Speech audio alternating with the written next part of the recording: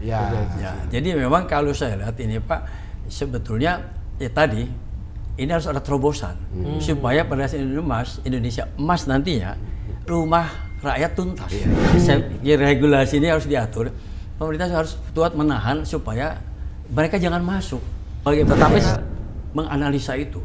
Sehingga kemampuan mereka gimana, lalu harus di-empowering seperti apa, mereka harus bantu subsidi berapa, ya sehingga semua terencana.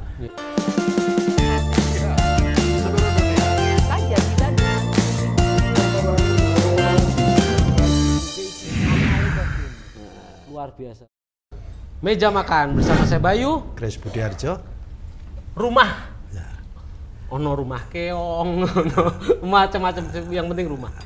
Yang pasti sekarang Pak Prabowo di pemerintahan selanjutnya mencanangkan 3 juta rumah. Nah, janji kampanyenya begitu. Ya. Ya, bagaimana untuk mencapai 3 juta rumah ini? Apakah selama 5 tahun, apa setahun? Nah, itu. Kalau selama 5 tahun berarti 600.000 per tahun. Ya. Nah, bagaimana kalau 3 juta per tahun? Mungkinkah itu tercapai? Dan sehingga kebutuhan masyarakat akan ini rumah subsidi ya maksudnya ya, bukan rumah umum ya. Iya Pak ya. Dan ini kita akan bincang-bincang pelaku penyelenggara pengadaan rumah subsidi yang pernah jadi ketua umum asosiasi perumahan subsidi juga, yaitu Pak Insinyur Fuad Zakaria. Selamat malam. Assalamualaikum Mas Bayu. Sehat Pak? Alhamdulillah sehat. Beliau juga banyak tokoh di balik banyak partai di Indonesia. Ya, artinya politisi juga, aktif di politik, aktif di organisasi. Ya, tapi background utamanya sebenarnya usaha properti. Yes. Usaha properti adalah penghidupan. Kalau kehidupan kan lain. Bagaimana nih Pak kondisi penyelenggaraan perumahan properti umumnya, bisnis properti umumnya? Kemarin agak sedikit kacau properti ya waktu pandemi. Alhamdulillah kita sekarang sudah kembali ada pergerakan. Tapi khusus rumah subsidi aja dulu gimana? Kalau perumahan umum orang udah bisa bahas lah, udah ngerti. Kalau orang mampu nggak usah aku bisa bayar, ngapain pusing kan, asal bankable, gaji cukup, rekening bagus, aman. Yang jadi masalah rekeningnya yang nggak aman. Sehingga pemerintah bersama para developer harus berpikir keras untuk pengadaan rumah subsidi. Apa sih yang dibuat rumah subsidi? Ya ini tuh. Sandang pangan papan. Iya Pak, apa sih sebenarnya rumah subsidi Pak? Iya. Nah kebetulan Pak, rumah subsidi memang perlu kita bahas. Dan kebetulan saya ini 2004 salah satu pendiri APERSI, Asosiasi Pengembang Perumahan Seluruh Indonesia, yang fokus rumah subsidi. Saya pendiri dan saya ketua umum 2 periode, 2004 sampai 2010. Jadi maksud saya agak fokus. Paham lah ya Pak ya. Kira-kira gitu. Dan itu yang kita perjuangkan dari tahun ke tahun. Bagaimana rumah subsidi ini bisa berjalan lancar. Kalau bisa berjalan lancar, bisnis kita banyak. Zaman dulu sebelum saya ketua umum, APERSI itu namanya rumah asosiasi pengembang rumah sederhana dan sangat sederhana. RSS. Ya, RS. Jadi waktu saya ketua umum saya rubah Pak, singkatannya jadi asosiasi pengembang perumahan dan perumahan seluruh Indonesia. Karena saya bilang sama teman-teman, masa Anda mau jadi pengusaha rumah murah terus? Besok rumah mahal dong, kira-kira gitu. Jadi akhirnya kita meningkat lah. Yang ketua umum saya rubah. Jadi memang sesuai dengan pasal 28H Pak. Memang ini kewajiban pemerintah bersama kita lah ya. Memang harus betul-betul merumahkan masyarakat. Dan kalau saya hitung-hitung secara matematis Pak, jadi sekarang 12,7 juta. Sebetulnya kita anggaplah ini kan lagi trennya Indonesia Emas. 20 tahun lagi. Itu saya hitung-hitung kira-kira kebutuhan rumah, andai kata di jalanan seperti ini Pak, tidak terobosan, itu menjadi hampir 30 juta. 23. Kebutuhan rumah. Kebutuhan rumah. Kalau jalannya begini atau terus. Masyarakat sederhana rumah istilahnya masyarakat yang kurang mampu. Atau penghasilan berpenghasilan rendah. Penghasilan rendah. Itu istilah yang tidak memiliki rumah itu 30-an juta. 160 juta Pak. Yang belum. Yang rumah subsidi itu harganya 160 juta. Harganya. Ya, 160 juta. Jadi memang mereka ini harusnya berdaya beli. Tapi sulit lah, bayar 160 kan, minimal berdaya cicil. Jadi memang kalau saya lihat ini Pak, sebetulnya tadi, ini harus ada terobosan supaya pada saat Indonesia emas nantinya rumah rakyat tuntas. Kalau memang pemerintah ke depan ini Pak Prabowo mudah-mudahan 10 tahun dia bikin landasan program supaya diteruskan dan kemudian ya mungkin sekarang bertahap gradual yang sehingga suatu saat mungkin 3 juta per tahun. Kalau saya hitung rumusan kira-kira 45 tuntas habis backlog. Kalau 3 juta per tahun. Tidak per tahun. Suatu saat 3 juta per tahun. Tidak hari ini per tahun. Suatu saat itu karena ini harus bertahap Pak secara jual. Karena apa? Karena memang kemampuan pemerintah bersama kami ini developer hanya mampu hari ini 250.000 per tahun. Kalau pengadaan rumah. Rumah murah. Rumah murah. Artinya konsumennya sebanyak itu, kita pun bisa supply sebanyak itu. Banknya juga beberapa bank, utamanya bank BTN, kemampuannya seperti itu Pak. Nah, kalau mau naik jadi 3 juta kan 12 kali loncatan Pak. Jadi rasanya nggak seperti yang dimaksud. Nggak visible. Jadi 3 juta setahun kali ya. Ya, artinya 5 tahun ini. Mungkin sekarang 250 kan ya ada. Ya mungkin tahun pertama dinaikkan jadi 500 lah. Lalu merumuskan, bikin strategi Pak, bikin perencanaan yang bagus sehingga tahun kedua kita sudah berani mungkin 1 juta. Tahun pertama 500 1 juta. Setelah kita punya rumusan bagaimana mengempowering beberapa hal yang utama. Mungkin tahun ketiga bisa 1,5, tahun keempat mungkin 2 juta, tahun kelima mungkin 2,5 juta, mungkin tahun keenam udah mulai 3 juta. Tapi maksud perumahan murah ini apakah landed atau termasuk apartemen Pak? Apartemen sedikit. Yang jadi, dimaksud? Ya, rumah jadi termasuk apartemen ya? Sedikit sekali. Maksudnya pemahaman daripada penyelenggaraan rumah murah ini baik yang landed dan atau rumah susun atau apartemen rumah dan rumah susun Pak, rumah susun yang disubsidi jadi murah harganya khusus untuk di kota-kota besar karena kota-kota besar itu kan tanah mahal. Kalau hanya dikali 1 dibagi 1 susah, kita bagi 20 jadi murah. Itu rumusnya kenapa harus naik itu. Tapi itu pun tetap dihitung-hitung masih cukup mahal. Tapi memang itu dibutuhkan. Jadi tetap ada walaupun persentasenya nggak banyak yang vertikalnya.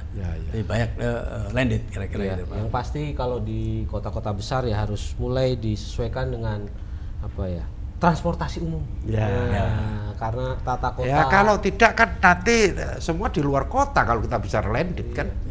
Jakarta landed 160 juta mau di mana? Iya kan? Kecuali apartemen rumah atau apapun namanya, rumah susun boleh, apartemen sama aja lah sebenarnya. Itu mungkin ya.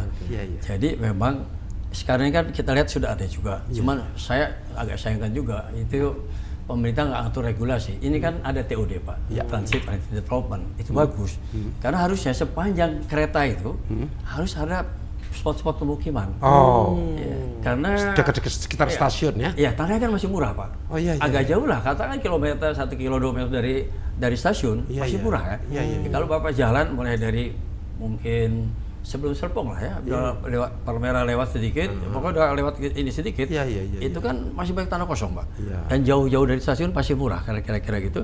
Nah, kalaupun bangun vertikal apalagi, mesti itu dibangun sehingga mereka juga ke ke stasiun dekat kan. Kayak saya punya perumahan di Cisauk Pak. Di Cisauk itu ada stasiun Cisauk. Tapi rumah saya kira-kira 2 kilo dari situ. Dulu itu rumah subsidi Pak. Nah, ya dekat kan sebetulnya.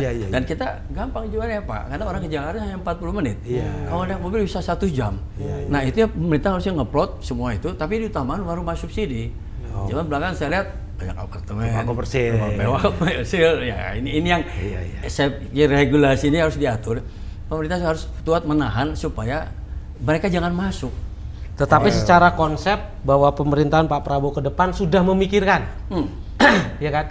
Sudah implementasinya seperti apa? Nah, tinggal implementasinya ya ini bapak-bapak yang hebat ini, Pak Fuad ini kemungkinan masukannya apa aja ini, supaya itu lebih bisa bisa produktif.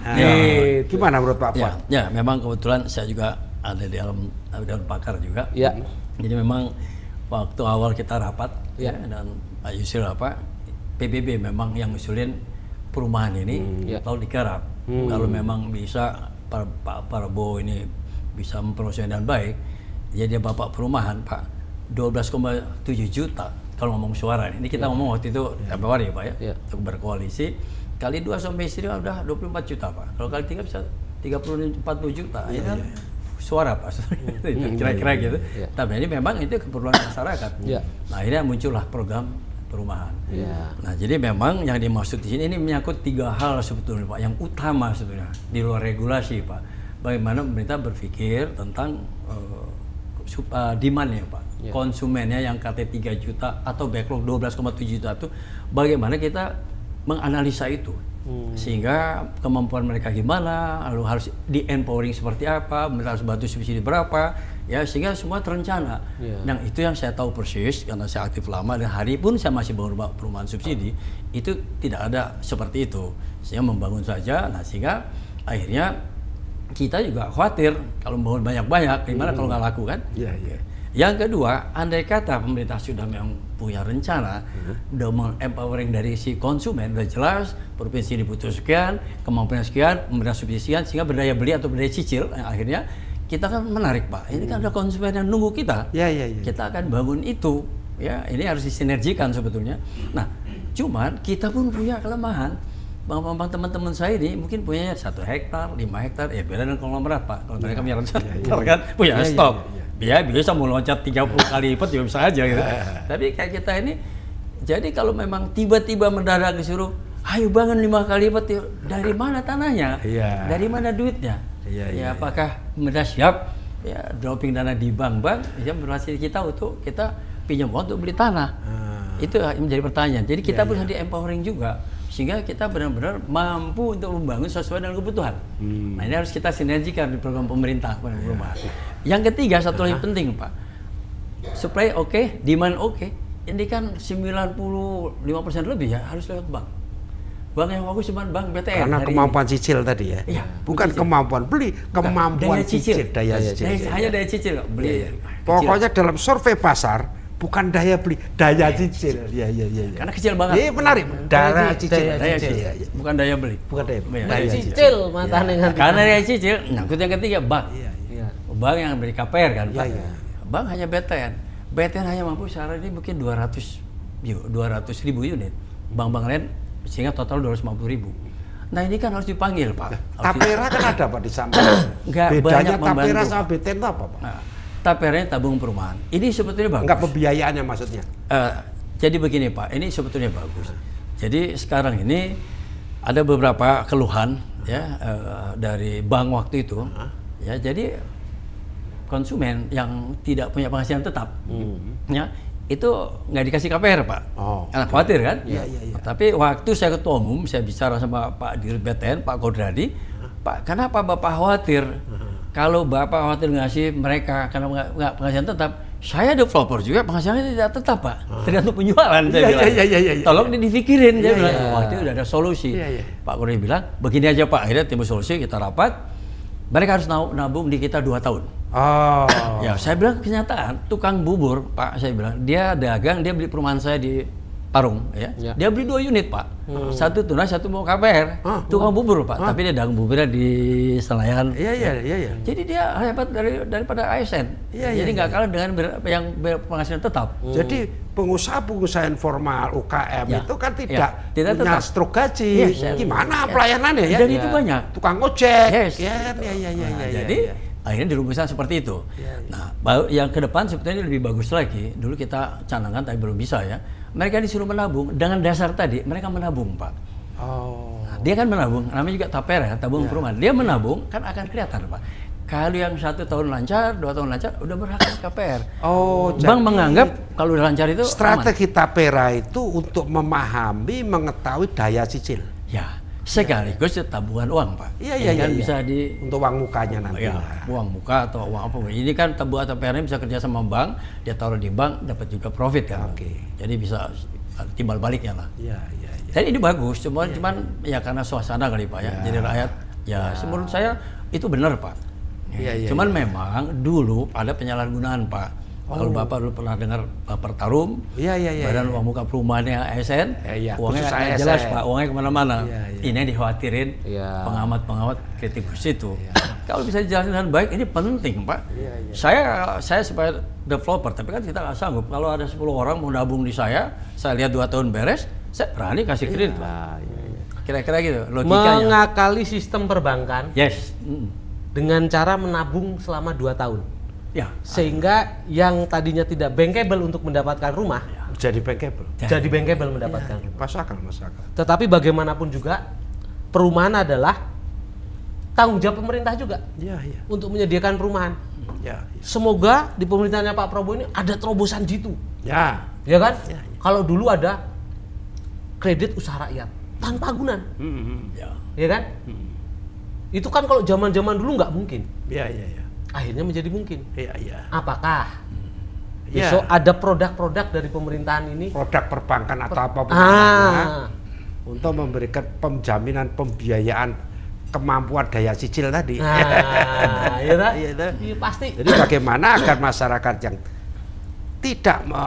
tidak bekerja secara formal, Iya. bukan berarti tidak punya penghasilan formal, Iya. kan gitu kan? Bukan berarti tidak mampu, Pak. Bukan berarti tidak mampu. Iya. Seperti misalnya sopir trailer. Iya. Trailer itu 4 juta loh sekali tarik 3-4 hari kerja, walaupun habis itu 3 hari nganggur istirahat. Tapi 1 bulan itu bisa 18 juta ada, 12 juta ada. Bisa rumah komersial, Pak. Nah, Rumah sendiri cuma 6 juta cukup. Ini sopir trailer nih contohnya. Iya. Masuk akal. Ya, Sehingga dibuat semacam apa itu ya tabungan tadi. Ya. terobosan diperlukan. Iya. Iya. Itu perlu memang, ya itu tergantung daripada bagaimana asosiasi perumahan yang seperti yang Pak Fuad pimpin ataupun berada di situ untuk bersama-sama dengan pemerintah. Nah, ini kan Menteri Kemenpera sudah nggak ada, Pak. Nah, ini nih. Sekarang ini kan Iya. masalah perumahan itu di PUPR ya. Ya. Nah, karena PUPR kan perumahan. Ya. Rakyat di sana, dirjen yang mimpin. Kalau Sehingga- dulu menteri. Padahal Menpora itu kan regulator sebenarnya, menteri itu tugas pokoknya. Iya. Pembinaan dan regulasi lah. Nah, bagaimana Pak? Ya. Efeknya apa? Efeknya apa? Ya, sebetulnya menurut saya ini memang harus terpisah. Oke. Jadi perumahan ini rumah kecil, rumah rakyat kecil, tapi urusannya besar, Pak. Iya. Ya, dari hulu ke hilir, mulai kalau bicara kepentingan kita, Pak. Iya. Kayak developer ini mau bangun itu tanah, ngurus izin segala macam juga nggak segampang itu. Ini pemerintah harus membantu regulasi supaya jadi gampang. Ya, di antaranya itu. Nah, lalu tapi ini saya anggap saya sebagai pengusaha sesulit-sulitnya itu masih gampang, Pak. Yang penting 3 hal tadi sebetulnya. Kalau konsumen berdaya beli itu buat kita peluang. Ya. Ya, lalu kami berdaya supply bisa membangun, selesai ya. Lalu bank memfasilitasi transaksinya, selesai. Kita kan punya margin, Pak. Kalau memang izin mahal, kita bisa bayar, Pak. Jadi itu nggak perlu, menurut saya, Pak, itu hal yang kedua. Alangkah baiknya kalau memang perizinan, sertifikasi jadi murah. Ya, artinya mudah dan murah ya. Mudah. Nah, paling penting cepat, Pak. Kita berusaha paling cepat. Momentum kalau rumah murah ini marginnya kecil, Pak. Tapi yang kita Kecepatan perlu waktu. kecepatan waktu. Kalau lambat tergerus, untungnya tergerus dengan waktu.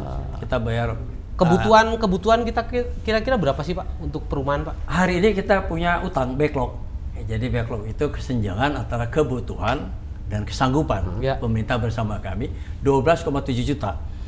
12 juta lebih orang yang membutuhkan. Ya, 12.700 ya, 12.700.000 orang rumah yang dibutuhkan. Rumah. Kalau kali 2, kalau di suami istri ya kira-kira hampir 25 juta orang. Jadi, nah ini sebabnya, Pak, kalau kita lihat menurut saya ya, saya amati pemerintah mungkin belum serius lah ya. Kalau kita bilang nggak serius ya serius pasti. Politik wilayah belum. Dengan adanya kementerian, ada menteri perumahan, rombak lagi digabung. Jadi dianggap mungkin tidak terlalu penting. Padahal penting. Akibatnya kapasitas pengadaan ini kecil, yang akhirnya backlognya bengkak. Zaman saya ketua umum, Pak, 2004 itu backlog cuman ya 3 jutaan lah ya, kira-kira itu. Saya tahu persis itu. Waktu Bu Megawati waktu jadi presiden mencanangkan namanya GNPSR, Gerakan Nasional Pengembangan 1 juta rumah. Waktu itu saya tanya dengan Pak Dirjen. Waktu itu masih Dirjen, Pak, masih di Menkim Bang Praswil kalau salah ya. Jadi Pak Aisyah Dirjennya. Semacam PUPR sekarang. Belum departemen, Pak, waktu itu masih itu. Ini apa? Apakah ini proyek 1 juta? Mana mungkin? Saya bilang, oh enggak. Diharapkan ya. Backlog kita 2 juta lebih. Lalu kebutuhan kita 700.000 per tahun. Ya. Jadi kita harapkan kalau suatu saat kita bisa membangun 1 juta, 20 tahun backlog kita beres. Jadi memang kalau kita hitung matematisnya Pak, ini 2 juta, 3 juta, lalu 700 dikali 20 tahun 14 juta kan Pak, ditambah juta 18 juta. Jadi 20 tahun kalau kita bisa bangun juta-juta clear. Ya. Yang jadi masalah Ibu Megawati turun, ganti SBY, ceritanya jalan lagi kan. Nah ini juga salah satu penyakit kita Pak, ganti bos, ganti kebijakan, karena bukan ide beliau kan. Iya. Nanti yang terkenal orang lain kan. Walaupun Menteri Perumahan malah ada waktu itu ya. Ada, termasuk kami Pak. Sekarang waktu saya ketua umum, saya ingat banget, ada jawaban tertulis dari Pak SBY, tertulis tanda tangan basah saya lihat. Kita bersama Ray, ya, karena cuma 2 waktu itu asosiasi Pak, mengusulkan ada pentingnya Menteri Perumahan. Kita buat analisa, nah akhirnya terbentuklah Menteri Perumahan. Kita bersyukur banget, menterinya Pak Yusuf Asyari almarhum. Nah itu lumayan Pak, terurus semuanya Pak, karena dia menteri. Jadi satu hal gampang itu, kalau ngurus pajak atau minta kuota, kan dia harus duduk sama Menteri Keuangan. Ya. Kalau seorang dirjen mana bisa Pak? Mana berani ngomong ya? Mana berani ngomong kan susah. Titip aja itu Pak sama Pak Menterinya Pak. Iya. Jadi keluar dari kandang dia aja di PUPR harus ngomong sama Menteri PUPR dulu kan. Sampai sana dia lihat ini Pak Dirjen turun lagi ke bawah. Akhirnya mungkin antara mereka nggak clear Pak. Kalau dulu Pak Menteri ketemu Menteri, Dirut BTN datang zaman kita Pak. Artinya kita tidak tahu apakah Pak Prabowo mencanangkan 3 juta rumah subsidi ya, bukan 3 juta rumah rakyat lah, rumah sederhana ini terwujud dan tidaknya konsentrasi daripada itu. Apakah ada Kementerian Perumahan Rakyat atau tidak lah itu walau-walau. Kita lihat itu salah satu wujud keseriusan daripada program Pak Prabowo Gibran akan tercapai atau tidak tergantung Kementerian Perumahan ada atau tidak. Itu satu mungkin, itu indikator lah ya. Terlepas dari masalah pemerintahan Pak, sebenarnya kalau berbisnis perumahan subsidi itu pengadaannya itu kita bikin dulu atau nyari konsumen dulu. Kalau komersil kan bangun dulu aja, ada rumah contoh, lingkungan dilihat bagus, orang senang datang beli, kayak begitu. Betul. Itu rumah komersil, rumah umum lah. Kalau rumah subsidi Pak, itu bagaimana pemasarannya? Sebetulnya kan beli jual dulu, ada baru bangun atau seperti apa? Margin kita kan kecil Pak. Betul itu gimana? Jadi kita berlomba dengan speed, turnover ya harus cepat kan Pak. Jadi harus berhitung. Yang paling safe buat rumah subsidi ada konsumen. Jadi collective market. Jadi misalnya pegawai perumahan ini, departemen ini, kami pun yang di Cisauk Pak tahun 2004 ya, Megawati, saya kerjasama dengan PNS. Perumahan PNS seluruh Indonesia, jadi konsumen tuh gampang cari, kolektif Pak. Buat bank juga mudah, karena apa? 1 orang di atas untuk 100 orang. Tapi kalau rumah masyarakat itu 100 orang beli, 100 orang dipanggilin. Jadi itu. Dan kita ada kepastian Pak, kepastian bayar kan. Nah kalau dapat itu ya rezeki lah menurut saya. Jadi setelah itu baru kita bebasin lahan, ya. Lalu kita harus izin, itu semua jadi mudah. Pasti lancar kalau itu Pak. Karena begitu ada konsumen, kita masih ke bank, di trace dulu, bankable, udah kita cepat bangun. Jadi strateginya adalah utamanya adalah market konsumen utama. Ya. Kalau boleh itu dapat dulu, kalau boleh. Tapi itu nggak gampang dapat itu. Artinya kalau kita bangun dulu kan hampir tidak mungkin untuk perumahan. Mungkin bangun rumah-rumah contoh kecil aja lah. Jadi akhirnya kalau kita belum dapat itu terpaksa ya kita harus beli tanah, kita harus izin. Tapi kita bangun itu tadi beberapa rumah contoh, lingkungan di depan kita bagusin, Nah sehingga ada pembeli baru kita bangun. Kira-kira gitu. Jadi pembeli sudah cukup banyak, kalau tidak kolektif Pak, baru kita bangun. Pasti kita janji, Anda beli sekian lama baru kita bangun. Ya memang itu strategi ya. Jadi luar biasa memang problematik daripada perumahan rakyat sangat besar. PR-nya sangat besar. Membangun perumahan rakyat baik pemerintah maupun development tidak begitu mudah. Banyak pihak terkait. Oleh karena itu kalau kita nyinyir tidak ada rumah, tidak semudah itu. Tetapi bukan berarti tidak ada. Pemerintah bersama-sama dengan pengusaha yang khususnya adalah penyedia perumahan rakyat, perumahan murah, pasti berupaya dengan segala cara untuk mengadakannya. Tergantung kita bisa kolektif atau tidak dalam menyusun market. Meja makan selanjutnya. Terima kasih.